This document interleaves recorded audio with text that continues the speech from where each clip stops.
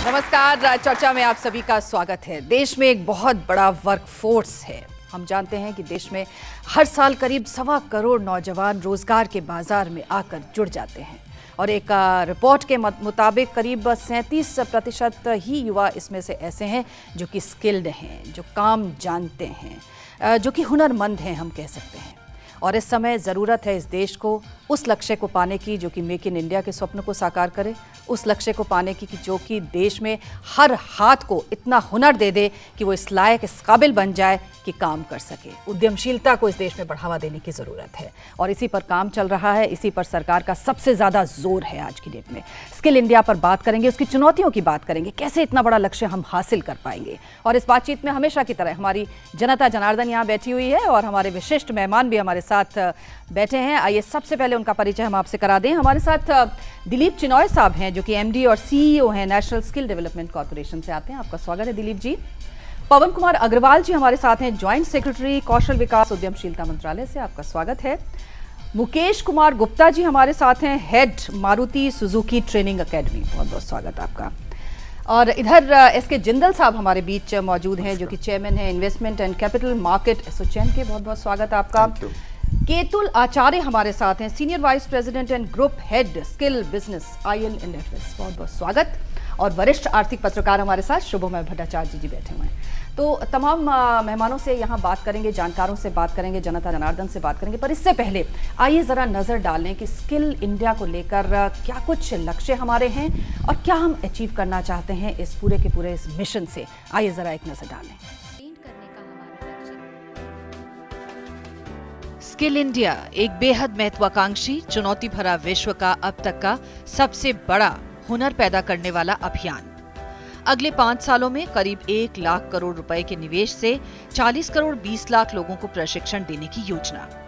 देश भर में कौशल विकास के अंतर्गत चल रही विभिन्न गतिविधियों का समन्वय, जिसके तहत नए लोगों को प्रशिक्षण, पुराने श्रमिकों को दोबारा प्रशिक्षण और गैर प्रमाणीकृत कुशल श्रमिकों को प्रमाणीकृत किया जाना।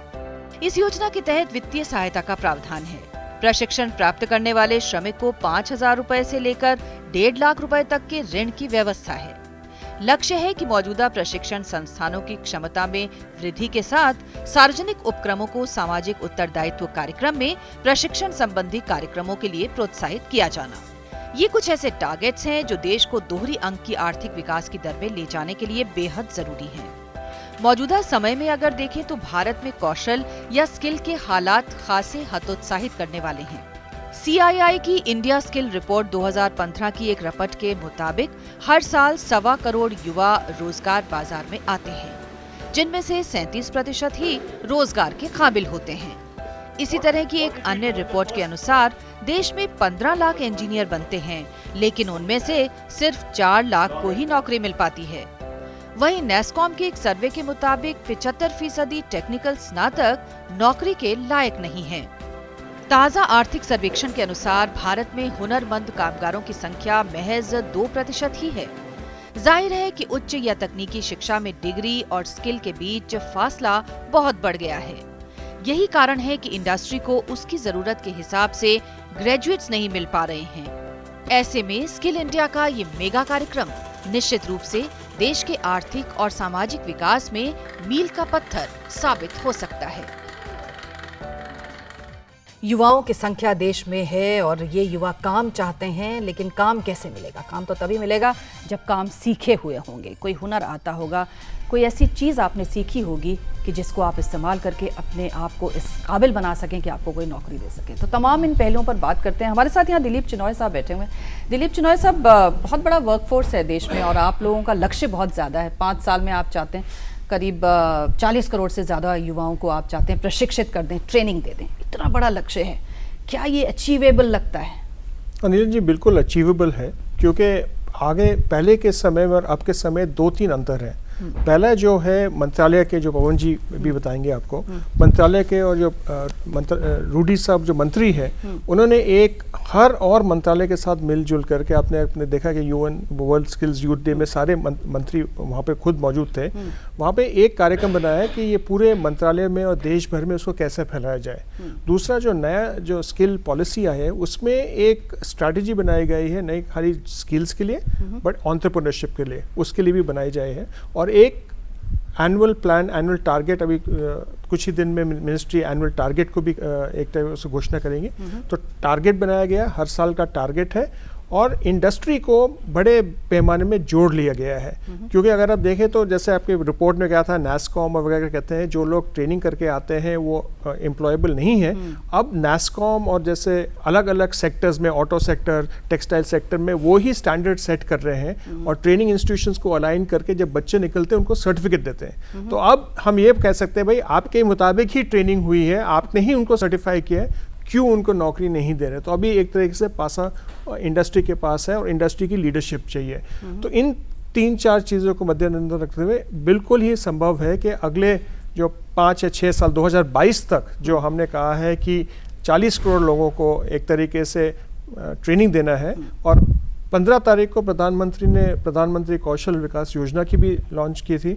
उसमें इस साल 24 लाख व्यक्ति को सर्टिफाई और ट्रेन करना है, 14 लाख को ट्रेन करके सर्टिफाई करना है और 10 लाख को रिकग्निशन और प्रायर लर्निंग द्वारा सर्टिफाई करना है। तो एक ये बड़ा स्ट्रक्चर बन गया है, और सबसे बड़ी ज़रूरत है भी इंडस्ट्री को और गवर्नमेंट को मिल करके उसको एग्जीक्यूट करना। शायद ज़रूरत इस बात की भी है कि इतने बड़ा जो ये वर्कफोर्स बैठा हुआ है कहीं घर में या जहाँ भी, वो कैसे पहुंचेगा आप तक, कैसे वो ट्रेनिंग लेगा, कहाँ पर वो जाएगा, ये भी तो एक बहुत बड़ा सवाल है। ये देखिए ऐसा उसके लिए ना काफ़ी अभी भी वो जो उस टाइम साफ तो नहीं आया था, लेकिन अगर जो प्रधानमंत्री कौशल विकास योजना की जो उस टाइम वीडियो दिखाई गई थी जब प्रधानमंत्री उसको लॉन्च किया था, वहाँ पे एक मिस्ड कॉल की भी फैसिलिटी थी। अच्छा। और सेलुलर ऑपरेटर्स के साथ 44 करोड़ SMS भी जाएंगे।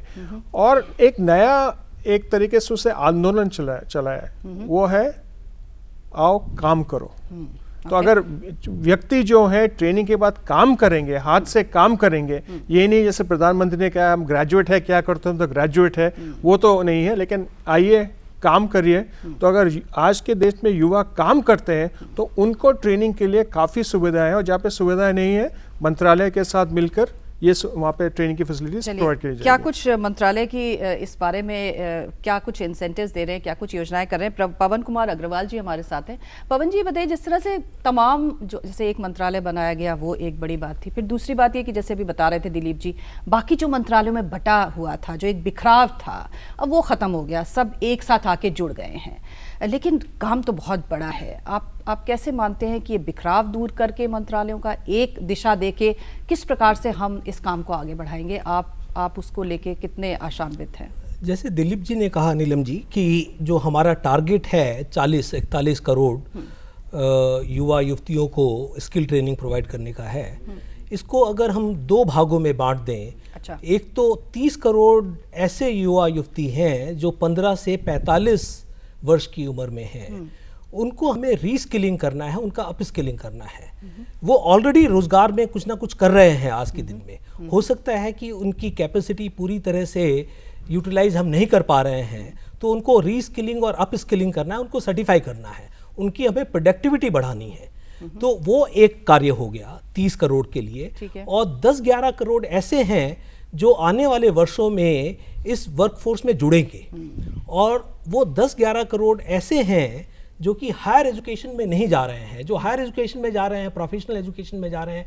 ये कार्यक्रम उनके लिए नहीं है, ये उनके लिए है जो वहाँ पर नहीं जा पा रहे हैं, जो बीच बीच में ड्रॉप आउट कर जा रहे हैं। प्रधानमंत्री जी ने भी कहा था कि स्किल इंडिया प्रोग्राम, जो हमारे साथी लोग हैं जो हमारा फॉर्मल एजुकेशन सिस्टम है उसमें आगे नहीं बढ़ पाते हैं, डिफरेंट स्टेजेस में ड्रॉप आउट हो जाते हैं, उनके लिए स्किल ट्रेनिंग प्रोग्राम है। आज के दिन भी हमारी जो नेशनल लेवल पर कैपेसिटी है, सेंट्रल मिनिस्ट्रीज की सबको मिलाकर जो कैपेसिटी है, करीब 70 लाख ट्रेनिंग कैपेसिटी है, जो हमने पिछले साल किया था, उसको बढ़ाकर आसानी से 1 करोड़ 20 लाख पर ईयर की कैपेसिटी क्रिएट की जा सकती है आने वाले सालों में। इसके साथ साथ में जो राज्य सरकारें हैं वो भी बहुत सी स्किल ट्रेनिंग कराती है। सो कुल मिला जुलाकर 1.5 करोड़ के करीब वो ट्रेनिंग कैपेसिटी क्रिएट की जा सकती है, जो हमारे लिए प्राप्त ये मतलब ठीक ठाक होगी। उसके अलावा जो स्किल्ड वर्कफोर्स ऑलरेडी है उसको रीट्रेनिंग करने के लिए, सर्टिफाई करने के लिए जो आरपीएल का प्रोग्राम हमने अभी प्रधानमंत्री कौशल विकास योजना में शुरू किया है, उसको बहुत आगे बढ़ाना है। वो एक बड़ा चैलेंज होगा। हो सकता है कि हम पूरे 30 करोड़ लोगों को 2022 तक रीट्रेनिंग अपस्किलिंग नहीं करा सकेंगे, लेकिन अगर उनमें से 50% भी लोगों को हम अपस्किलिंग और रीस्किलिंग करा पाएंगे, वो टारगेट संभवतः पॉसिबल है। ये बताइए कि इतना पैसा डाल रहे हैं मंत्रालय में, इतना पैसा है कि आप ये सारा इंफ्रास्ट्रक्चर जितना आपने बताया वो कर लेंगे? और क्या उतने ट्रेनर्स भी हैं आपके पास? उनकी ये भी तो एक ज़रूरत है कि साहब कहाँ वो ट्रेनिंग पाएंगे, उनके पास वहाँ बुनियादी ढांचा है कि नहीं, ट्रेनर्स हैं कि नहीं, ये सारी जो चीज़ें। नहीं, आपने बहुत ही अच्छा प्रश्न किया। पैसा, जहाँ तक जो आप अगर देखें कि हमारा एजुकेशन पिरामिड है, उसमें जो आउटसाइड एरिया, अनकवर्ड एरिया है, वो उतना ही बड़ा है लगभग जितना एजुकेशन पिरामिड के अंदर एरिया है। एंड ये प्रोग्राम उनके लिए है। जबकि हम फॉर्मल एजुकेशन सिस्टम में 70 से 80 हज़ार करोड़ रुपया हर साल लगाते हैं। सो कोई कारण नहीं है कि हमारा देश, हमारी सरकार 70-80 हज़ार करोड़ रुपया स्किल प्रोग्राम्स में ना लगाए। इसके लिए आज के दिन में हम लोग भारत सरकार से 7-8 हज़ार करोड़ रुपया पर ईयर लगाते हैं। उसको 10 गुना बढ़ाने की ज़रूरत है। सारा जो धन है केवल सरकार नहीं उपलब्ध करा सकती है, इसके लिए प्राइवेट सेक्टर को आगे आना होगा, दूसरे तरीके हमें ढूंढने पड़ेंगे पैसा जुटाने के। तो ये बहुत बड़ा चुनौती है हमारे सामने। मुकेश कुमार गुप्ता जी हमारे साथ हैं, जो कि हेड हैं मारुति सुजुकी ट्रेनिंग एकेडमी से आप आते हैं। मुकेश जी, ये बताइए, जिस तरह से प्राइवेट की बात हो रही है कि साहब सरकार तो सारा बोझ अपने आप उठा नहीं सकती, प्राइवेट लोगों को आना पड़ेगा साथ में, ये सारा जो ट्रेनिंग का आपका रहता है, और ख़ास तौर से उन लोगों को जो हो सकता है सेमी स्किल्ड हों या बिल्कुल ही ना हो, किस तरह का सिनेरियो इस समय देश में आप देखते हैं इस स्तर पर? एज ए इंडस्ट्री पार्टनर जी, हम लोग आईटीआई को फोकस कर रहे हैं, वोकेशनल जो ट्रेनिंग कॉलेजेस हैं हमारे। अच्छा। और प्लस जो बच्चे जो बताया कि जो लोग आगे कहीं नहीं पढ़ पा रहे हैं, जो ड्रॉप आउट्स हैं 10+2, उनका हम एक मैन पावर पूल को ट्रेनिंग दे रहे हैं।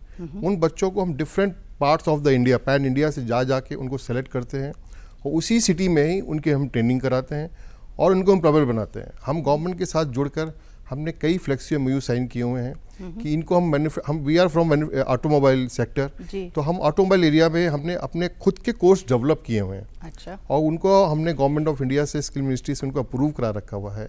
जो इंडस्ट्री को ज़रूरत है उनकी हम इन ट्रेनिंग करा रहे हैं, ऑन जॉब ट्रेनिंग, प्लस उनको हम सॉफ्ट स्किल को भी हम फोकस दे रहे हैं। इसके साथ साथ हमने गवर्नमेंट से और एक एमओयू साइन किया रखा हुआ है कि टीचर्स की ट्रेनिंग, जैसे आपने छेड़ा कि ट्रेनर्स कहाँ से आएंगे, बिल्कुल, तो हम पैन इंडिया टीचर्स ट्रेनिंग में भी पूरा योगदान दे रहे हैं। हम थ्रू वीसेट ऑफलाइन ऑनलाइन उनको हम ट्रेनिंग दे रहे हैं अपने स्टूडियो से, complete part of the pan India. जहाँ जहाँ भी हमारे आईटीआईज हैं, हमारे 27 आईटीआईज पैन इंडिया में हैं, 9 स्टेट्स में हमने 27 आईटीआई ले रखे हुए हैं, जिनका हम उनका इंफ्रास्ट्रक्चर का अपग्रेडेशन, स्टूडेंट की ट्रेनिंग, उनके टीचर्स की ट्रेनिंग और उनका इंडस्ट्री कनेक्ट, कि कैसे वो इंडस्ट्री में जाएं, उनसे जुड़ें और उनसे काम सीखें। तो करोड़ों का संख्या बता रहे, जैसे कह रही 5 साल में 40 करोड़ से ज़्यादा हमें ट्रेन करने हैं। तो अगर हम आपकी ही बात करें तो लगभग कितने, मतलब सागर में कितनी बूंद? सागर में ऑटोमोबाइल सेक्टर में हमें 2022 तक करीब 15 मिलियन, 1.5 करोड़ मैन पावर चाहिए। तो every year we are planning to train minimum 15 to 20,000 student for this automobile sector. और हमने अपने inside the plant also we have, हमने एक सेटअप किया है टोटल ट्रेनिंग एकेडमी, जहां हम बच्चों को बुलाते हैं जो कहीं भी नहीं जा पाए बेचारे और वीकर सेक्शन के हैं। हम उत्तरांचल, जम्मू कश्मीर, जो इस टाइप के स्टेट से वहाँ के बच्चों को लाकर उनको हम ट्रेनिंग दे रहे हैं 2-2 साल की। उसके बाद उनको हम जॉब ऑफर भी कर रहे हैं और उनको हम एनसीवीटी का सर्टिफिकेट भी दे रहे हैं। तो तकरीबन कितने लोगों को आप जॉब ऑफर कर देते होंगे? हम लोग हर साल कम से कम जो अप्रेंटिसशिप ट्रेनिंग के लिए करीब 2 से 2,500 पैन इंडिया करते हैं, जो कि वैल्यू चेन मारुति में भी एज वेल एज हमारे जो वेंडर पार्टनर हैं, हमारे डीलरशिप हैं, उनको सब जगह अप्रेंटिसशिप हम उनको कराते हैं उनको। ओके, तो एक सहयोग यहाँ से मिल रहा है। हम जरा चलते हैं एसके जिंदल साहब के पास। एसके जिंदल साहब, ये बताइए कि जैसे अगर बाहर की हम बात करें तो तमाम देशों में जो इंडस्ट्री है वही इसमें सारा सपोर्ट करती है, कोर्सेज भी चलाती है, और आपके जो ये चैम्बर्स होते हैं बिजनेस के, वही उस कोर्स को डिज़ाइन करके उसको चलवाते हैं, परीक्षा लेते हैं, सब काम करते हैं। ये बताइए कि हमारे देश में इस समय क्या स्थिति है, कितना हम लोग इन्वॉल्व हैं इस पूरे के पूरे स्किल को तैयार करने के इस मिशन के साथ, इंडस्ट्री और बिजनेस चैम्बर्स, आपको क्या लगता है? हमारे देश को अगर आप कंपेयर करें डेवलप वर्ल्ड से, फॉर एग्जांपल कोरिया, 98% लोग स्किल्ड होते हैं। कोरिया से तो बड़े बड़े देश नहीं कम्पीट कर पा रहे। हाँ, हम तो लेकिन टारगेट आप देखिए कैसे हैं हालात, अब पहले मिला लें। हाँ, जर्मनी, जापान 80% लोग वहाँ पे स्किल्ड होंगे, यहाँ पर 3% है, बहुत ही कम। तो बहुत बड़ा गैप है, लेकिन बहुत बड़ा पोटेंशियल भी है। बिल्कुल। तो इस गैप को अपॉर्चुनिटी की तरह लेना चाहिए। अगर वहाँ जहाँ 98 वहाँ कितना स्कोप बचा है, लेकिन यहाँ 3 से 80 या 90 लाने के लिए बहुत गैप है। माहौल बन रहा है। सरकार के इस कदम का मैं बहुत ही स्वागत करता हूँ। प्राइसलेस रिफॉर्म है, 125 करोड़ लोग, और उनके लिए ये रिफॉर्म डायरेक्टली उनको बेनिफिट करेगा। अब इंडस्ट्री को लें, अगर इंडस्ट्री को स्किल्ड लेबर मिलती है तो बड़ी विन विन सिचुएशन है, और अगर अनस्किल्ड मिलती है तो इंडस्ट्री के लिए बड़ी भारी कॉस्ट है वो। तो ऐसा एनवायरनमेंट बनेगा, जरूर बनेगा, वही आएगा, यहाँ भी नंबर आएगा 80% का, लेकिन थोड़े समय के बाद आएगा। पर इंडस्ट्री खुद क्या करेगी लोगों को स्किल बनाने में? जब ये माहौल या बनेगा, सिर्फ इंडस्ट्री स्किल लोगों को ही चाहती है, वो नहीं चाहती कि उसको कुछ थोड़ा बहुत करना पड़े? ऐसा नहीं, इंडस्ट्री सब कुछ, ये सब चीजें जो है ना विन विन बेसिस पे होंगी, मिलजुल करके होंगी, अकेले कुछ भी नहीं हो सकता।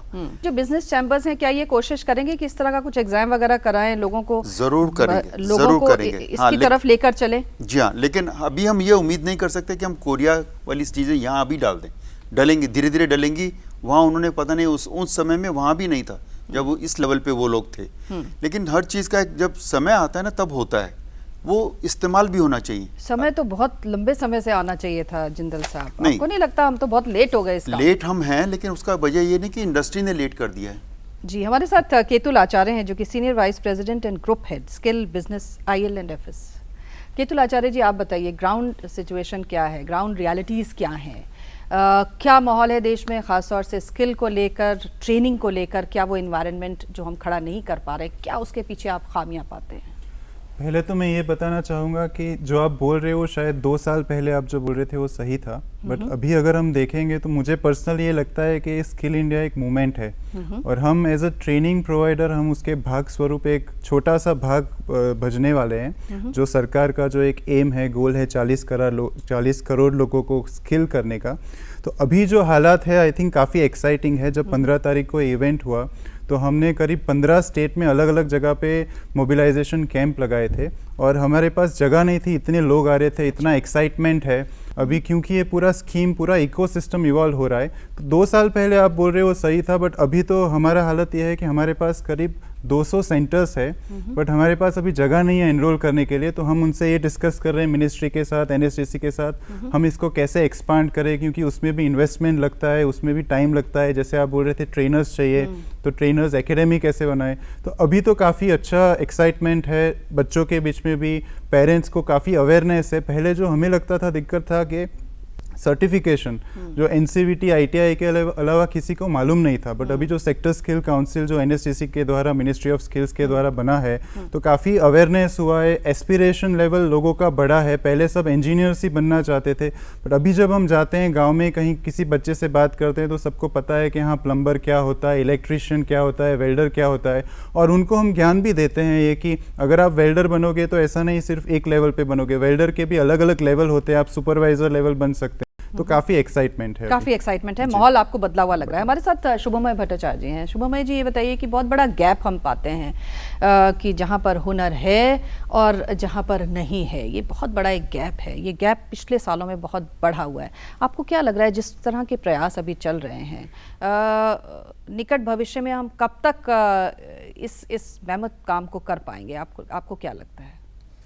हाँ, और मुझे बहुत अच्छा लग रहा था नीलम जी ये सुनकर कि जो आज पैनल में आए हैं हमारे साथ में, आज जो डिस्कस कर रहे हैं, दिलीप, पवन, मुकेश जी, मिस्टर जिंदल, अतुल, ये सारे दे आर वेरी एक्साइटेड। और ये चीज़ मुझे सबसे पहले लगता है बहुत अच्छा चीज़ है कि एक चीज़ में अगर एक्साइटमेंट रहे तो उस चीज़ में कामयाबी की तरफ बढ़ने का पहला जैसे पड़ाव वो तैयार हो जाता है। मुझे इस चीज़ का थोड़ा सा डर है कि हमारे में से इस डिस्कशन में अभी ऑलरेडी हमने कई बार ये वर्ड इस्तेमाल किया, ड्रॉप आउट्स। मुझे इस पर ज़्यादा चिंता है। अच्छा। क्योंकि हम शुरुआत में ही जो तादाद में जो करोड़ों में बच्चे आएंगे उनको अगर शुरुआत में ही ये कह के मान के चले कि वो आगे चलने के लायक नहीं है, चाहे कुछ भी वजह हो, एजुकेशन वजह से, चाहे फाइनेंशियली हो, चाहे उनकी अपनी एबिलिटी हो वगैरह, यानी कि वो एक सेकेंड स्ट्रिंग का जो एक ठप्पा लग जाता है। भारत में ये चीज़ बहुत ही खतरनाक है क्योंकि हमारा सोसाइटी बहुत ज़्यादा ये मान के चलते हैं कि हम आगे वाले हैं, ये पिछड़े में हैं। हम डिविजन्स करने के लिए एक हमारा एक टेंडेंसी है, और वो चीज़ अगर इसमें से बहुत जल्दी हटा दिया जाए तो मुझे लगता है कि ये स्किल प्रोग्राम काफ़ी हद तक और भी सशक्त होगा। अगर शुरुआत में ही अगर ये सामने ना रखा जाए कि वो किसी जो कि ड्रॉप आउट हो जाते हैं, वो जो कि स्कूल नहीं जा पाते हैं या नहीं जाना चाहते, राइट, या कर नहीं पा रहे, वो ही सिर्फ स्किल के लिए जाएं। बिल्कुल, मतलब मेरा कहना है कि है। क्लास 12 में मैं क्लास 12 में जाऊं या क्लास 12 से मैं किसी ITI में अतुल के बनाया हुआ एक जो स्किल वाले सेंटर्स में उसमें जाऊं, तो वो एक चॉइस बनता है, ये नहीं कि बाय परफोर्स में जा रहा हूं। दूसरी प्रॉब्लम ये है, क्योंकि प्रॉब्लम्स का एक आध चीज़ मेंशन करना शायद मुझे अच्छा लगा कि इस वक्त पॉइंट आउट कर दूं। भारतीय इंडस्ट्री में एक प्रॉब्लम है, वो ये है कि कई सालों से, कई डिकेड से ये कैपिटल इंटेंसिव क्षेत्र में घुस गए हैं। हर साल में भारतीय इंडस्ट्री पिछले साल के मुकाबले कम, लार्ज इंडस्ट्री की मैं बात कर रहा हूँ, कम जॉब्स पैदा कर रहे थे। वो बहुत सारे वजह हैं, टैक्स पॉलिसीज़ वगैरह वगैरह। इससे वजह क्या हुआ है कि जब पवन जी जब फोर्स अपने जो बच्चे को ट्रेनिंग करके सामने इंडस्ट्री के सामने जब खड़ा करते हैं, दिलीप जी जब खड़ा करते हैं, तो इंडस्ट्री कुछ हद तक मुंह चुराने के लिए लेती है, क्योंकि उनके पास वो एब्जॉर्ब करने का कैपेसिटी नहीं है। कुछ हद तक काफ़ी हद तक कम हो गया है। और ये एक चैलेंज है जो न्यू इंडस्ट्रीज में आएंगे। आई एम क्वाइट श्योर कि इनके पास ये बातों में ऑलरेडी ध्यान और इस बारे में चर्चा ज़रूर हो रही होगी। मुझे अतुल की बात अच्छी लगी कि अभी ऑलरेडी बहुत सारे ट्रेनीज आ रहे हैं, लेकिन इंडस्ट्री तैयार है या नहीं, डोमेस्टिक इंडस्ट्री, इस बारे में एक देखना पड़ेगा। बहुत सारे वैलिड पॉइंट्स उठाए हैं शुभमय जी ने, और ख़ास तौर पे ये बहुत बड़ा पॉइंट है कि श्रम को हम कितनी डिग्निटी के साथ देखते हैं, कितने सम्मान के साथ देखते हैं, और उसको क्या देते हैं, अपने श्रमिक को हम आखिर देते क्या हैं, ऑफर क्या करते हैं, ये एक बहुत बड़ी बात है। जनता जनार्दन से इस पर राय भी लेंगे। एक छोटा सा ब्रेक लेते हैं, आप देखते रहिए चर्चा में।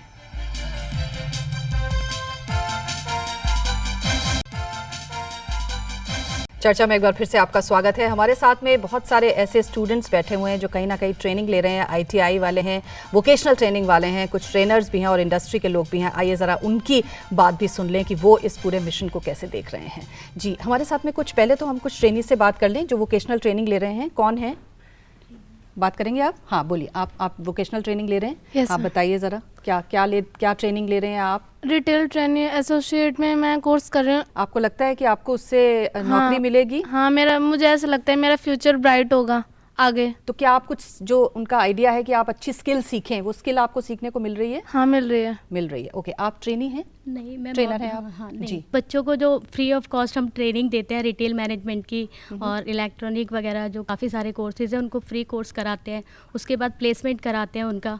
और हमारा मतलब बच्चे काफ़ी अच्छा कर रहे हैं, जो फाइनेंशियल प्रॉब्लम हम उनको सपोर्ट करते हैं, और एज ए बच्चे काफ़ी अच्छा कर रहे हैं, और उनको फैमिली भी काफ़ी खुश हो रही है कि मतलब कुछ सरकार कुछ कर रही है बच्चों के लिए, तो अच्छा लगता है ये सब देख के। ओके, मैं as a centre manager and trainer work करती हूँ फॉर एम्पावर प्रगति, और हमारे यहाँ रिटेल ट्रेनिंग एसोसिएट का कोर्स है, that is only for girls. हमारा सिर्फ गर्ल्स का पूरा करिकुलम है, and we are dealing in 4 subjects, that is retail management, life skills, English speaking. क्या रिस्पॉन्स है? रिस्पॉन्स कैसा है लोगों का, लड़कियों का? रिस्पॉन्स बहुत अच्छा है। हमारा एक बैच ऑलरेडी कंप्लीट हो चुका है, and that is even placed, the students are working. And right now we are running our second and third batch हम अभी रन कर रहे हैं and in that we are having total number of 50 candidates. Very good. जी बोलिए. I am a trainer from ITI Pusa. Just now we were speaking about the present and the future. But I think I'm sorry to say that we are forgetting about the present. The industry has said that we have got the placement capacity of only 37%.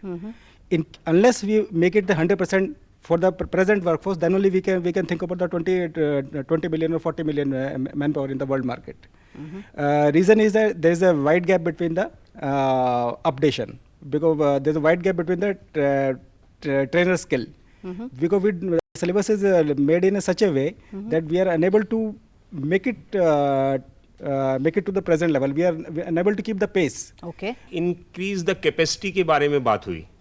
तो ये मैं समझता हूँ कि सरकार जो हमारी ITIs हैं उसमें एट प्रेजेंट जो कैपेसिटी है वो इतनी नहीं है कि हर साल लाइनें लगती हैं, आधे बच्चे वापस बिना एडमिशन के चले जाते हैं. तो मैं समझता हूँ कि ये सारी रेस्पॉन्सिबिलिटी गवर्नमेंट की ना होके इंडस्ट्री इसमें ईमानदारी से इन्वॉल्व हो.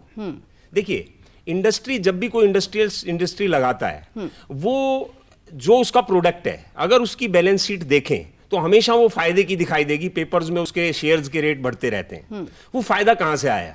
यही पब्लिक तो है जो सारे उसके प्रोडक्ट को कंज्यूम कर रही है. Why not they something invest on this public. दीजिए. दो एक सवाल यहाँ उठाए गए, शायद उनके पहले जवाब ले लेते हैं. दिलीप जी, सिलेबस पता नहीं कौन से ज़माने के हैं, और भी दो एक बातें यहाँ पर लोगों ने उठाई ट्रेनिंग के उसको लेकर. क्या मानते हैं? और आप जो लाइनें लगती हैं इतनी लंबी लंबी कि एडमिशन नहीं दे पाते, आपका जो इंफ्रास्ट्रक्चर है वो इतने लोगों को नहीं समझ सकता, उनको कैसे हैंडल करेंगे हम? पिछले 2 साल में ज़मीन आसमान का अंतर हो गया है. पिछले 3 साल में NSDC के द्वारा हमने करीब 211 प्राइवेट सेक्टर कंपनियों को ट्रेनिंग पार्टनर्स अप्रूव किया है. सबने एम्पावर, प्रगति सुना या ILFS स्किल्स, यहाँ पे NIT और भी कई ट्रेनिंग पार्टनर्स हैं. उन 211 ट्रेनिंग पार्टनर ने पिछले साल जो है 34 लाख लोगों को अपने ट्रेनिंग सिस्टम से निकाला है. और इसका महत्वपूर्ण ये है कि अगर आप 2009 की पॉलिसी पढ़ेंगे, उस पॉलिसी में 2008 में कुल मिला करके देश में 31 लाख की कैपेसिटी. तो 2009 से लेके आज तक इन 2011 कंपनियों ने 34 लाख की कैपेसिटी क्रिएट की है. ये पहला. और जो ITI के जो व्यक्ति हैं जो वहाँ पे नहीं ज्वाइन कर सकते, प्लीज़ हमें लिस्ट दीजिएगा, हम अपने ट्रेनिंग पार्टनर्स में उनको शामिल करेंगे. दूसरा जो है, इन्होंने जो करिकुलम के बारे में कहा था, उसके बाद उसके भी जैसे केतुल ने कहा था, ये सेक्टर स्किल काउंसिल्स हैं. जैसे ऑटोमोटिव सेक्टर स्किल काउंसिल है. मुकेश जी ने कहा था मारुति करिकुलम बना रही थी. अब ये प्रॉब्लम हो रही थी कि मारुति करिकुलम बना रही थी तो वोक्सवैगन उसको एक्सेप्ट नहीं कर रहा था. तो सबको हम इकट्ठा करके एक ऑटोमोटिव सेक्टर स्किल काउंसिल बनाया जिन्होंने स्टैंडर्ड्स बनाए. अब ऐसे 28 सेक्टर स्किल काउंसिल है, health care, automotive, logistics, retail का, इनको रिटेल से सर्टिफिकेट, ऐसे अलग अलग सेक्टर स्किल काउंसिल है. उनने 1380 के करीब स्टैंडर्ड्स बनाए हैं और उनके साथ करिकुलम को अलाइन कर रहे हैं. उसकी ये खासियत है कि अगर इंडस्ट्री की रिक्वायरमेंट अगले साल चेंज हो जाती है, वो तुरंत उसको चेंज करके उसको अप्रूव करके एक तरीके से इनपुट दे सकते हैं. और जैसे मैंने कहा था, वो सर्टिफिकेट अब इंडस्ट्री की है तो इंडस्ट्री उनको एक्चुअली एम्प्लॉय करेगा. तो ये काफ़ी पिछले 2 साल में बदलाव आया. मुकेश जी, जिस तरह से भी बात कर रहे थे कि साहब इंडस्ट्री कि चलो आप ट्रेनिंग भी दे रहे हो, अभी जिंदल साहब ने भी ये सवाल उठाया कि क्या इंडस्ट्री के पास इतना खपाने के लिए है अपने पास कि वो इतने लोगों को अपने में ले सके? ये भी तो एक बहुत बड़ा चैलेंज है कि क्या इतनी नौकरियां ऑफर इंडस्ट्री भी कर पाएगी जितना हम स्किल लोगों को देंगे? जैसे कि GDP ग्रोथ हो रही है, जैसे मोदी जी ने बोला कि मेक इन इंडिया करना है, तो ऑलरेडी इंडस्ट्री का डेवलपमेंट होगा, प्रोडक्शन कैपेसिटी बढ़ेगी, तो ये ट्रेनिंग अब अपने आप एब्जॉर्ब होंगे हमारे पास. तो हम लोग उसी का ही कर रहे हैं. हम लोग गुजरात प्लांट लगा रहे हैं, अभी एक नया प्लांट लगा, तो वहाँ पर भी हम इन ट्रेनिंग्स को एब्जॉर्ब करेंगे. तो हमारा यही प्लान है, इन ट्रेनिंग्स को कैसे एब्जॉर्ब करना, अपनी कैपेसिटी बढ़ाना. कंज्यूमर कंज्यूम करेगा तो कैपेसिटी अपने आप बढ़ेगी उसकी. जी पवन जी, किस प्रकार से देखते हैं कुछ इशू जैसे इन्होंने उठाए हैं बेसिक, आप कैसे देखते हैं उनको? एक मतलब क्योंकि आप खुद इस मंत्रालय को देख रहे हैं, कैसे हम काबिल बनेंगे इन सब शॉर्टकमिंग्स को? कैपेसिटी का एक इशू रहा है और जैसे दिलीप जी ने बताया कि पिछले सालों में कैपेसिटी बहुत ज़्यादा बढ़ी है, अभी हमें उसकी गुणवत्ता के ऊपर भी ध्यान देना है, क्योंकि जो इंडस्ट्री की रिक्वायरमेंट है उसके हिसाब से करिकुलम हो, उसके लिए एक इकोसिस्टम तैयार किया गया है। जो सुखमय साहब ने बताया कि इमेज का इशू है कि vocational education is for the drop outs, उस इशू को एड्रेस करना है। उसके लिए राज्य सरकार ने, भारत सरकार ने कदम रखे हैं कि पूरे स्किलिंग इकोसिस्टम को एक साथ बांध दिया है नेशनल स्किल क्वालिफिकेशन फ्रेमवर्क के अंतर्गत, और जिसकी एकेडमिक इक्विवेलेंस भी है कि अगर आप ITI से पास आउट कर रहे हैं तो आप हायर एजुकेशन भी कर सकते हैं।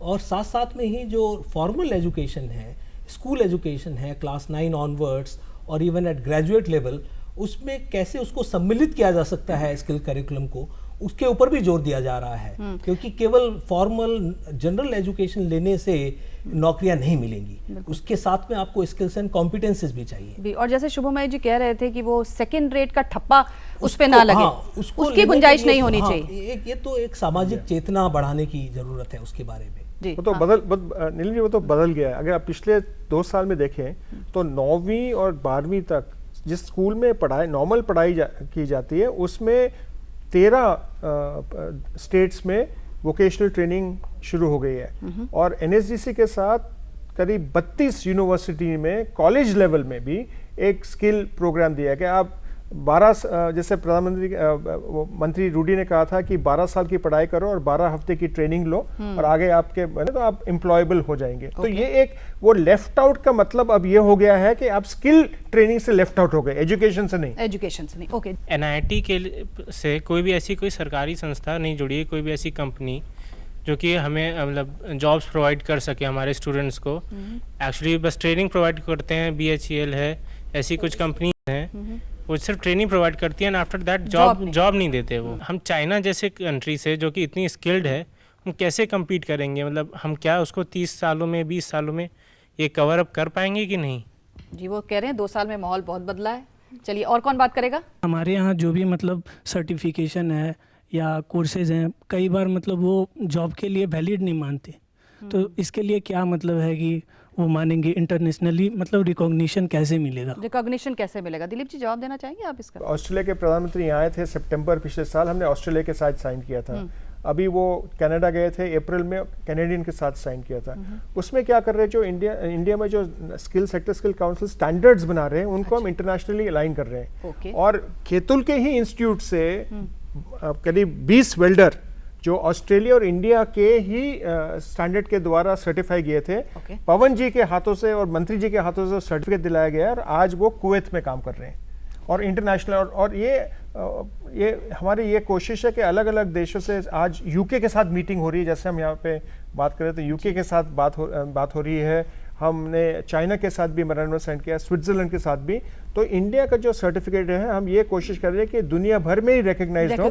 NCVT वैसे एक सर्टिफिकेट था, वो अभी भी कई देशों में रिकॉग्नाइज्ड है, बट ये NSQF स्किल्स क्वालिफिकेशन फ्रेमवर्क का सर्टिफिकेट, जैसे पवन जी ने कहा, वो दुनिया भर में भी वैलिड होगा। ओके जी, हाँ बोलिए। मैं एपेक्स चैम्बर से हूँ। हमारे साथ तकरीबन 1 लाख इंडस्ट्री जुड़ी हुई है। हाँ जी। लेबर लॉज में अमेंडमेंट चाहिए। अगर लेबर लॉज में अमेंडमेंट नहीं होगी तो हम एक रॉ स्किल वर्कर को अपने पास नहीं रख सकते हैं, बिकॉज कि उसकी रॉ क्यों होगा? ये तो कह रहे हैं हम उसको बिल्कुल स्किल्ड बनाएंगे। या बट वो ट्रेनिंग स्टेज पे होगा, तो उसको ऑब्जर्व करने के लिए लेबर लॉज में एक अमेंडमेंट चाहिए जिससे कि हम उनको ऑब्जर्व पहले तो रख सकें, ट्रेन कर सकें फर्दर उनको अपने ट्रेड के हिसाब से, और उसके बाद उसको ऑब्जर्व कर सकें। लेकिन उस पर हमें कोई रिस्पांस नहीं मिला। जी एक वैलिड पॉइंट आपने उठाया जी, इसका जवाब भी लेंगे। हाँ एक रिएक्शन यहाँ से बोलो। मैं NIT का स्टूडेंट हूँ। आने वाले दिनों में क्या NIT को जॉब्स प्रोवाइड होगी? तुमने तो ऐसे उछाल दिया भैया सवाल, इसका जवाब जी। उसके लिए अप्रेंटिसशिप की एक प्रावधान होता है। अप्रेंटिसशिप हमारे देश में बहुत ज़्यादा नहीं था, कुल मिलाकर केवल 4 लाख अप्रेंटिसशिप ट्रेनीज हैं हमारे देश में। उसको बहुत ज़्यादा बढ़ाने की ज़रूरत है।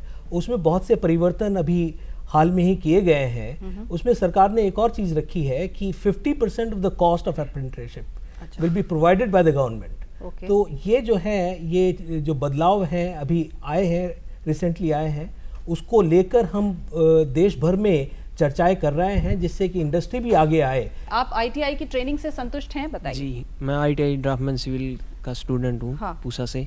मैं ITI की ट्रेनिंग से पूरी तरह संतुष्ट हूँ, लेकिन मैं एक क्वेश्चन पूछना चाहता हूँ। शहरों में ITI जैसे कॉलेज, पॉलिटेक्निकल कॉलेजों की काफ़ी बढ़ोतरी, लेकिन रूरल एरिया में ये इन कॉलेजों की कमी है, जिससे मेरे तरफ एरिया में ज़्यादातर बच्चे इनकी कमी के कारण या तो खेती करते हैं पढ़ने के लिखने के बाद, और या फिर पुलिस या फौज ऐसी फोर्स को ज्वाइन करते हैं। मैम, मैं इलेक्ट्रीशियन का छात्र हूँ, पूसा ITI का। मैम, मैं ये कहना चाहता हूँ, जैसे इन्होंने अप्रेंटिसशिप का बताया, तो अप्रेंटिसशिप जो है मैम, ये क्या फ़ायदा देंगी ये कंपनियाँ?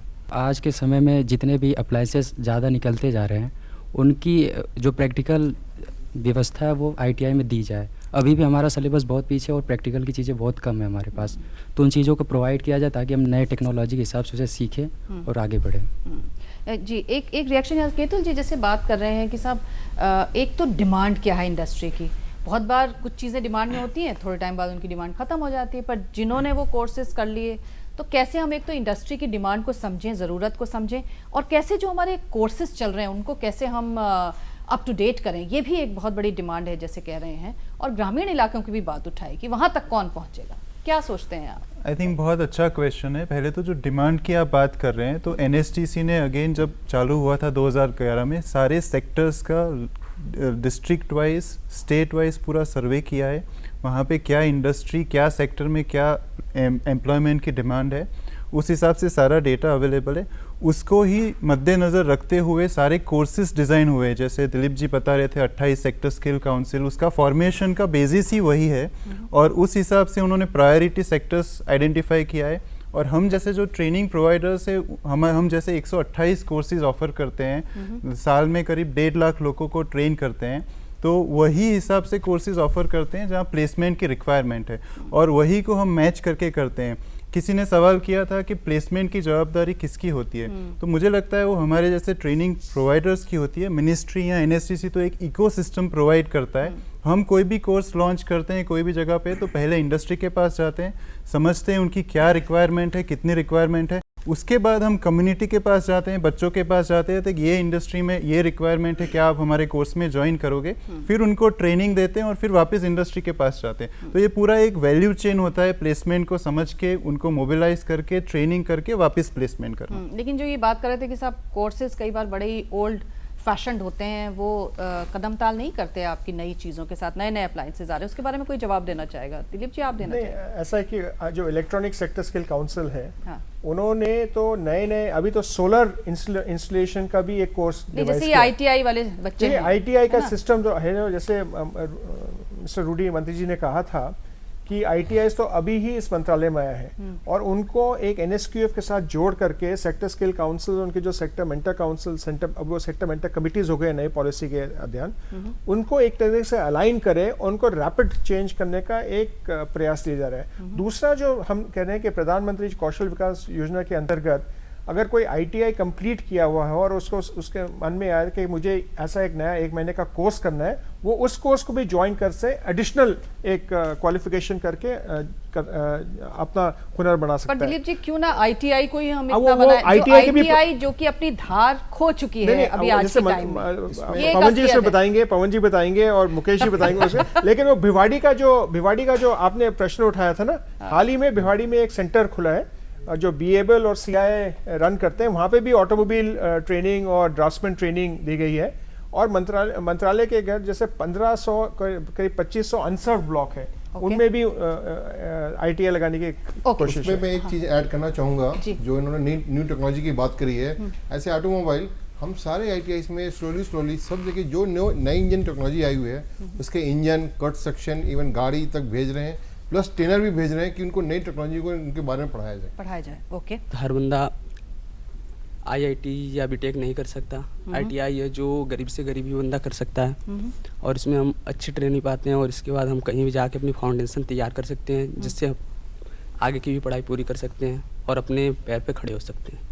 ओके, इस चीज़ का विश्वास है आपको? ओके, हाँ बोलिए। मैम, मुझे जैसे सर ने बताया कि अभी ये बहुत सारे मतलब जगह जगह पे ITI खोल रहे हैं, तो मैम एक ITI में बहुत सारे 2200 से मतलब बहुत बच्चे आते हैं पढ़ने, और लेकिन उसके बाद प्लेसमेंट बहुत कम बच्चों की हो पाती है। तो मैम ये इसका क्या होगा मैम, बाकी बच्चे कहाँ जाएंगे? बाकी कहाँ जाएंगे, बड़ा मैम सवाल ये क्वेश्चन है। जैसे कि सर ने बोला मैम, ऑलमोस्ट जब भी हम कहते हैं कि हमसे कोई पूछता है आप क्या कर रहे हो आईटीआई से, तो हम कहते हैं ऑटोमोबाइल। सब कहते हैं तुम गर्ल्स हो, तुम क्यों कर रहे हो ऑटोमोबाइल? मतलब सिलेक्शन भी लड़कों का, हर चीज़, मतलब ऑटोमोबाइल लड़कों के लिए, लड़कियां नहीं कर सकती। तो अगर हमने ऑटोमोबाइल में लिया है तो मतलब मैं सर से पूछना चाहती हूँ, हमारी प्लेसमेंट होगी, गर्ल्स भी कर सकती है ऑटोमोबाइल, हमें जॉब ऑफर होगी कि नहीं? क्यों नहीं? 100% होगी जॉब ऑफर। पूसा आईटीआई का हमारे पास ही है 100%। जयपुर में एक जेसीबी कंपनी है, उन्होंने ट्रेनिंग की, वहाँ पे एक लड़की ने वेल्डर की ट्रेनिंग ली। अब वो इतनी मशहूर हो गई है, उसका नाम रोबो लेडी रख गया है, और वो जेसीबी और लड़कियों को ढूंढने जो वेल्डिंग लेके कर काम करें। हमारा जो सबसे बड़ा प्रॉब्लम ये है कि लड़कियां सामने नहीं आती हैं। अगर आप देखें प्रधानमंत्री के प्रोग्राम में उन्होंने 3 तो सर्टिफिकेट दिए थे, उसमें से एक लड़की थी, पेंटर की काम किया था, पेंटर, ठीक है। दूसरे में जो लोन्स दिए थे वो भी एक लड़की थी। 5 जो आईटीआईज के जो 5 जो जॉब ऑफर्स दिए थे, 5 लड़कियां थी। तो यानी कि लड़के की संख्या जाती है। मैं ये जानना चाहता हूँ कि हम इन सब बच्चों को एम्प्लॉयज बनने की ट्रेनिंग क्यों दे रहे हैं? हम इन्हें एम्प्लॉयर क्यों नहीं बनाते? उद्यमशीलता के लिए भी है, बताएंगे। हम एम्प्लॉयर पवन कुमार अग्रवाल जी बताएंगे। एक तरफ इंडस्ट्री सैचुरेटेड है, ठीक बात है, और आप इन्हें एम्प्लॉय बना रहे हैं। जो मंत्रालय है स्किल डेवलपमेंट और एंटरप्रेन्योरशिप है, एंटरप्रेन्योरशिप इसको जानबूझकर इसके साथ जोड़ा गया है। इसलिए जोड़ा गया है कि जो भी हमारे प्रशिक्षण मिल रहा है, ट्रेनिंग मिल रही है, उन सबको नौकरियां नहीं मिलेंगी, नहीं मिल पाएंगी, तो क्योंकि हमारा अभी नहीं डिस्टिंग्विश करना थोड़ा सा मुश्किल काम है। डिस्टिंग्विश करना थोड़ा सा मुश्किल काम है, क्योंकि बहुत से जॉब रोल्स ऐसे होते हैं जहां नौकरियों में भी आप जा सकते हैं और जहां पर आप अपना रोजगार भी शुरू कर सकते हैं। और हमारी जितनी सेक्टर स्किल काउंसिल्स हैं, ट्रेनिंग प्रोवाइडर्स हैं, हम उनको उत्साहित करते हैं कि उस जॉब रोल्स में भी आप स्किल ट्रेनिंग दीजिए जहां पर स्वरोजगार की संभावनाएं हों। अच्छा, तो क्या मालिक बन सकते हैं? मैं 3 महिलाओं का एग्जांपल दूंगा, क्योंकि आपको मैं दे रहा हूं ना। पहले वो कंस्ट्रक्शन वर्कर बनी, फिर आज वो कॉन्ट्रैक्टर बन गई उसी ट्रेनिंग के द्वारा। जम्मू एंड कश्मीर में हिमायत के एक प्रोग्राम है, वहाँ पे एक लड़की ने फार्मेसी के सेल्स का एक काम सीखा। उस सेल्स के दौरान को एंटरप्रेन्योर बनने का भी एक ट्रेनिंग दी गई थी साथ में। इनको भी एंटरप्रेन्योरशिप की ट्रेनिंग दी जाती है, साथ में सेल्स जो एसोसिएट होते हैं। अब वो अपना खुद फार्मेसी का सेल्स प्रोग्राम चलाती है। दूसरा जो ये आपके बाजू में 2 लड़कियां बैठी हुई है, ये इनको ट्रेनिंग के साथ ये खुद अपना वर्कशॉप खोल करके और लड़कियों को एम्प्लॉय करके अपने आप एंटरप्रेन्योर्स बन सकते हैं। उनको ये ट्रेनिंग दी जा रही है और ये कर सकते हैं। जिस आईटीआई में ये पढ़ रही हैं, वहाँ एंटरप्रेन्योर बनने की ट्रेनिंग नहीं दी जाती। नहीं, देखिए आप वो मारुति ट्रेनिंग करती है, तो मुकेश गुप्ता जी बताएंगे। या तो फिर इन्हें मारुति से एंगेज कीजिए। ओके जी, आपका सवाल बात समझ में आ गई, उन्होंने जवाब भी देने की कोशिश किया। जी आप बोलिए। देखिए, मैं एपेक्स चैम्बर से हूँ।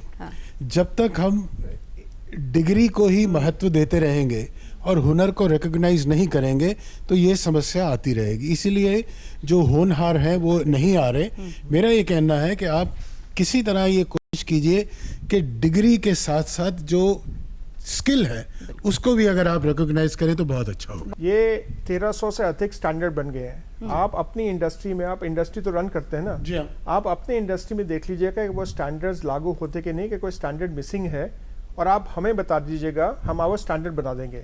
एक दफे जब स्टैंडर्ड बन गया है, आप बस एक काम करिएगा कि आप अगर हमारे कंपनी में काम करना चाहते हैं, मैं डिग्री विग्री नहीं देखूंगा, मैं खाली वो सर्टिफिकेट देखूंगा। वो सर्टिफिकेट आपके पास है, आपको इंटरव्यू के लिए आएगा, आप पूरा माहौल बदल जाएगा। आप अगर सारे चेंबर्स में सारे मेंबर्स को कहेंगे ऐसा करने के लिए, तो आप देश में एक बहुत बदलाव मैम सर, मैं आईटीआई पूसा से हूँ, ड्राफ्टमैन सिविल ट्रेड से। सर मैं ये क्वेश्चन करना चाहती हूँ आपसे कि सर अभी प्लेसमेंट के लिए कंपनीज आई थी सर हमारे आईटीआई में, तो सर गर्ल्स के लिए नहीं आई थी सर, वो बॉयज़ के लिए आई थी ओनली। तो सर मैं ये जानना चाहूँगी कि सर हम आईटीआई कर रहे हैं तो हम टाइम वेस्ट कर रहे हैं या फिर सर हम सही कर रहे हैं अपने लिए एज ए फ्यूचर के लिए सर? ओके, एक सॉलिड पॉइंट उठाया। जरा एक रिएक्शन और ले ले, फाइनल कमेंट्स में अपनी बात कहेंगे। जी, मैं आईटीआई पूसा से Vineet Kapoor, trainer draftman civil. Government की जितनी भी मैक्सिमम पॉलिसीज़ बनती हैं they are on papers, most of the policies. Implement करने में बहुत प्रैक्टिकल समस्याएं आती हैं। अभी जितनी भी ट्रेड्स के अंदर करिकुलम डेवलप किए गए हैं in consultation with the industry, हमारे डीजीएनटी ने नए पूरे के पूरे ट्रेड के सिलेबस न्यू इंट्रोड्यूस किए हैं in the last session. But main ज़रूरत है उसके अंदर जो इंटरनेशनल स्टैंडर्ड मेंटेन करने के लिए tools and equipments we require, infrastructure we require. For that, there are very hassle-come and troublesome purchase policy जो कि practical shape देने में उसको कई साल लग जाते हैं उन infrastructure को develop करने के लिए. तो क्या सरकार ऐसा कुछ इस बारे में कर सकती है कि वो उसको practical shape देने के लिए purchase policies को थोड़ा सा relax करे, या कुछ central purchase ऐसी हों कि वो that become quite easy and more effective? Okay sir, मेरे ख्याल से फाइनल कमेंट्स पे इसके जवाब लेंगे. दो छोटे छोटे रिएक्शन यहाँ पे और लूंगी. हाँ, बस दो छोटे छोटे. हाँ, जैसे एसके जिंदल साहब जी ने बताया कि कोरिया में 90% स्किल ट्रेन लोग हैं, भारत में बहुत कम है. तो मेरा मानना है कि इस स्किल ट्रेनिंग को स्कूलों के साथ जोड़ना चाहिए. GNIT का स्टूडेंट हूँ. जैसे सर ने भी बोला था कि कोरिया में 98% पीपल स्किल्ड हैं और जर्मनी में 80% पीपल स्किल्ड हैं और इंडिया में सिर्फ 3% पीपल स्किल्ड हैं. तो अगर हम एज्यूम करें कि इंडिया में 100% पीपल स्किल हो भी जाते हैं 2022 तक, तो क्या हम उन लोगों से USA से या कोरिया से 2022 तक compete कर पाएंगे और वो हमसे कितनी आगे चले जाएंगे टेक्नोलॉजी के मामले में? बड़ा सही सवाल उठाया, लेकिन सबसे पहले तो दोस्त दरकार इस बात की है कि हम उसको अचीव करें जो लक्ष्य हमने अपने लिए रखा है. फाइनल कमेंट्स लेंगे यहाँ मौजूद हमारे विशिष्ट मेहमानों से. बहुत सारे सवाल यहाँ पे जनता जनार्दन ने उठाए, कोशिश करेंगे उन्हें समेटें. एक छोटा सा ब्रेक, आप देखते रहिए चर्चा में. देश हुनरमंद होगा तो देश सशक्त होगा, मजबूत होगा और हम विकसित देशों की श्रेणी में आकर खड़े हो जाएंगे. लेकिन ये रास्ता चुनौतियों से भरा हुआ है. हमने बहुत सारी चुनौतियों का भी जिक्र किया. आगे की दशा और दिशा क्या होनी चाहिए, आइए ज़रा इसका भी जायज़ा ले लें. शुभमय जी, आपने एक सवाल उठाया था, उसका जवाब मिल नहीं पाया कि कैसे हम लेबर को उसका सम्मान, उसकी डिग्निटी देंगे. फाइनल कॉमेंट्स में आप क्या कहना चाहेंगे इस पूरे के पूरे मिशन के साथ जुड़ा हुआ? एक हम लोग जो डेमोग्राफिक डिविडेंड, ये डेमोग्राफिक चैलेंज की बात करते हैं, वो आज हमारे सामने यही है कि इन लोगों को किस तरह से वो नौकरी मिल सकती है, काम मिल सकता है, जो सामने हमारे लिए वो चैलेंज ना बन के एक आशीर्वाद बने. अल्टीमेटली पॉइंट यही है और इसी से मिला हुआ सारी चीज़ों का जिक्र अभी डिस्कशन चल रहा था. मुझे अच्छा लगता है ये सोचकर कि हाँ, बहुत सारे इनिशिएटिव्स चल रहे हैं. वीकनेसेस जो बहुत सारे लोगों ने बताए, उस पर मैं ज़्यादा अमल इसलिए नहीं दे रहा हूँ क्योंकि ये एकदम ही नया कदम लिया जा रहा है. इस पे फ्रैंकली हमारा ज़्यादा एक्सपीरियंस है नहीं. हमने इस कदम पे, इस रास्ते पे हमने कभी इस रास्ते पे चला ही नहीं आगे. बहुत ही कम इधर उधर स्टेप्स लिए थे. इसलिए बहुत सारी वीकनेसेस हैं. Those can be sorted out. Operational problems, numbers 40 crore होंगे या 30 करोड़ होंगे बताना मुश्किल है. अभी जो प्रॉब्लम जो सामने वो ये है कि बहुत सारे एरियाज़ में अगर कैंपेन अगर बिखर जाए तो वो एक रिस्क आ सकता है कि हम बहुत सारा कुछ करने के चक्कर में जो कुछ चीज़ें कर सकते हैं उस पर हम गौर ना करके एनर्जी डिवाइड कर दे. Ministry of skill and empowerment, ministry of skill and entrepreneurship, frankly अगर मैं पवन जी से पूछूं कि कितने लोग हैं तो इट विल बी एब्सर्ड. इतने कम लोग मिलके इतना बड़ा ये NSDC में जो लोग हैं, they are frankly very few. We need इनसे कहीं मल्टीपल्स में लोग to be there to make this reality.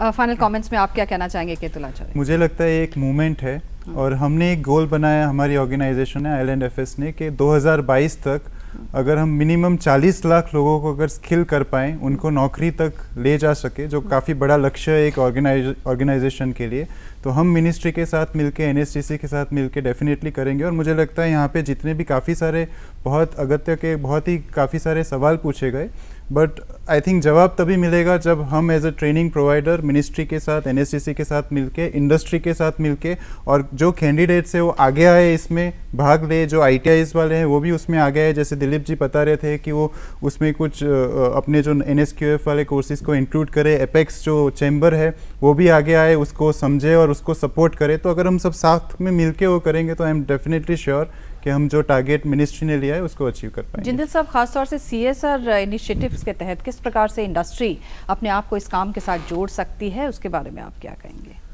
CSR तो मैं इसको सेकेंडरी मानता हूँ, लेकिन प्राइमरी जो इंडस्ट्री की नीड है वो इन्हीं लोगों से पूरी होने वाली है. देखिए, स्किल को मैं ऐसे मानता हूँ, एक आदमी पढ़ा लिखा है, एक अनपढ़ है. अनपढ़ को कोई कनेक्टिविटी नहीं बनती, लेकिन पढ़े लिखे से बनती है. लेकिन उसके बाद भी स्किल का होना ज़रूरी. स्किल क्या करेगी? स्किल जॉब के और आदमी के बीच में एक गैप जो है उसको फिल करेगी। अगर उस आदमी के पास स्किल है तो जॉब तो अपने आप उसको मिल जाएगा। स्किल जॉबलेस को ऑन जॉब बना देगी। स्किल उसके लिए फिर इंडिया मार्केट नहीं है, फिर ग्लोब पूरा मार्केट है। वो ये ना सोचे कि सिर्फ इंडिया में मुझे जॉब मिलना है, विदेश में क्यों नहीं मिल सकता। ये जितनी भी कैटेगरीज आप फिटर हैं, इलेक्ट्रीशियन है, इलेक्ट्रॉनिक किसी ने कुछ किया, कोई भी स्किल वर्ल्ड में हर जगह उसकी ज़रूरत है और उसके अच्छे कीमतें वहाँ पे मिल सकती हैं। तो वो अपने आप को सीमित ना समझे कि सिर्फ इंडिया मेरे लिए है और इंडिया की इंडस्ट्री मुझे फीड करे, एब्जॉर्ब कर सकती है। दूसरी बात, मैं इसको टोटल तौर पे एक रेवोल्यूशन देखता हूँ। प्रधानमंत्री जी ने इसको शुरू किया है, उन्होंने सीडिंग कर दी है। अब मैं देखता हूँ उसके रिजल्ट्स आएंगे, समय के साथ साथ नई नई चीज़ें होंगी, इस दिशा में काम होगा और वो रेवोल्यूशन से ये 125 करोड़ लोगों का फ़ायदा होने वाला, ऐसा मुझे लगता है। विलेजेस में मैं देखता हूँ कि आप सिर्फ ये ना सोचें कि सिर्फ स्किल से सॉल्यूशन निकल आएगा। स्किल के साथ साथ अगर मान लो इंडस्ट्री आपको वहाँ लगाने का मौका मिल गया तो वो लोग वहाँ पर स्किल डेवलपमेंट करने के बाद वहाँ जॉब भी चाहते हैं। स्किल तो वहाँ डेवलप हो गई, फिर जॉब के लिए फिर यहाँ पे शहर में आना पड़े, वो भी बहुत आसान नहीं है। तो वहाँ पर भी इंडस्ट्री जानी चाहिए, जिसके लिए लेबर लॉज भी कुछ सुविधा होनी चाहिए, इंडस्ट्री लगाने की कन्वीनियंस और ईज़ भी होनी चाहिए। वो सब चीज़ें साथ चलेंगी। लेकिन ये अपने आप में ही एक बड़ी रिवोल्यूशन है जो मैं देखता हूँ आने वाले समय में इसके बहुत अच्छे रिजल्ट आएंगे। Final comment. स्किल के साथ गुणवत्ता भी चाहिए। क्वालिटी ऑफ प्रोडक्ट के बनाने के लिए हमें क्वालिटी ऑफ मैन पावर चाहिए। जैसे बताया, हुनर है तो कदर रहेगी। तो हमारा एज इंडस्ट्री हम उस स्किल के साथ हम उसको गुणवत्ता भी उसमें ऐड कर रहे हैं। एकेडमिया के साथ साथ ऑन जॉब हम सिखा रहे हैं जिससे कि उसकी गुणवत्ता बढ़े और उसकी मार्केट में पहचान बने और जो एंड प्रोडक्ट निकल रहा है उसकी वैल्यू ग्लोबल मार्केट में हो, जिससे कि हम मेक इन इंडिया हमारा का जो सपना है वो साकार हो सके।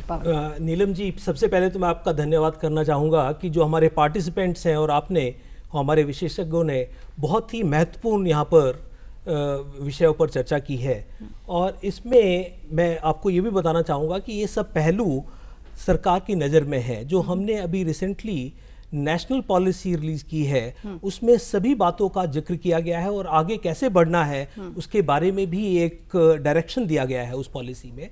और जैसे आपने बताया कि केवल ये पॉलिसी तक ना सीमित रह जाए, इसके लिए इस पॉलिसी में केवल एक डायरेक्शन दिया गया है। इसमें हमारी इच्छा है कि हम सब लोग मिलकर उसको कार्यान्वित करें, उसको लागू करें। और जैसा कि आपने कहा कि हमारे यहाँ कुछ चंदी लोग हैं, NSDC में भी कुछ चंदी लोग हैं जो हमारे दूसरे सरकारी महकमे हैं इसके साथ जुड़े हुए हैं। स्किलिंग को देखने वाले बहुत ही कम लोग हैं, लेकिन वो कम लोग रहने के बावजूद भी अगर पूरा देश, हमारा निजी क्षेत्र, हमारे जो राज्य सरकारें हैं, ट्रेनिंग पार्टनर्स हैं, असेसमेंट एजेंसीज हैं, अगर सब मिलकर इस कार्य में जुटेंगे तो जरूर हमें सफलता मिलेगी। Dilip ji, final comments. इस पूरे जो चर्चा में ना 3 पॉइंट सामने आए हैं और इंडस्ट्री को मैं ये आश्वासन देना चाहता हूँ कि मिनिस्ट्री के साथ NSDC के द्वारा आपको किसी भी क्वालिफिकेशन का किसी भी कोई भी व्यक्ति चाहिए, जैसे ILFS और आपने एम्पावर प्रगति, ऐसे हमारे जो 200 ट्रेनिंग पार्टनर ITIs के द्वारा हम उनको समय में आपको उपलब्ध करा सकते हैं। लेकिन आपको उनको रिस्पेक्ट देना चाहिए और सही पेमेंट करनी चाहिए। दूसरा जो है बच्चों के लिए, आप कहीं पे भी हो, देश के अंदरूनी भाग में हो या मेट्रो में हो या कहीं पे भी हो, आपके लिए आपके नज़दीक में ही ट्रेनिंग इंस्टीट्यूशन है। अगर आपको प्रॉब्लम ये है कि आपको पता नहीं है क्योंकि आप खाली ITI के एंट्रेंस एग्ज़ाम के देते हो और एंट्रेंस एग्ज़ाम के द्वारा जैसे वो कहते हैं खुली गिनी चुनी सीट्स हैं और वहाँ पे लंबी लाइन लग जाती है। आप ITIs को भी ना देखिए और जो NSDC के ट्रेनिंग पार्टनर्स भी देखिए। और आपको मैंने पहले भी ये कहा था कि एक सिंपल सा नंबर है 08800055555 08800055555। वहाँ पे एक मिस्ड कॉल दीजिएगा, आपके सबसे जो नज़दीक ट्रेनिंग सेंटर है वो आपको पता चल जाएगा, इंडस्ट्री को भी पता चल जाएगा कि कैसे जाए। तो हम मिलजुल करके इंडस्ट्री को और आपके साथ, सबसे बड़ी जो हमें आवश्यकता है कि आप जो युवक हैं अपने हाथ से काम करने की एक एस्पिरेशन करें और इस मूवमेंट में जुड़ जाएं तो हम देश को बदल सकते हैं। और आपके जो भाई बहन हैं वो भी एक तरीके से इसमें जुड़ जाएं तो पूरा देश भी बदल जाएगा और चाइना, कोरिया, जापान सबसे कम्पीट कर सकते हैं, इंडिया को डेवलप कंट्री बना सकते हैं। चलिए, हमें उम्मीद है कि जो बात कह रहे हैं वो सच साबित होगी और एक मिस्ड कॉल का सवाल है जैसे कि बताया, और हो सकता है ये मिस्ड कॉल जो है ज़िंदगी की एक बहुत बड़ी कॉल बन जाए। अगले हफ्ते एक नए विषय के साथ हम आपसे मुलाकात करेंगे। फिलहाल के लिए इजाज़त दीजिए, नमस्कार।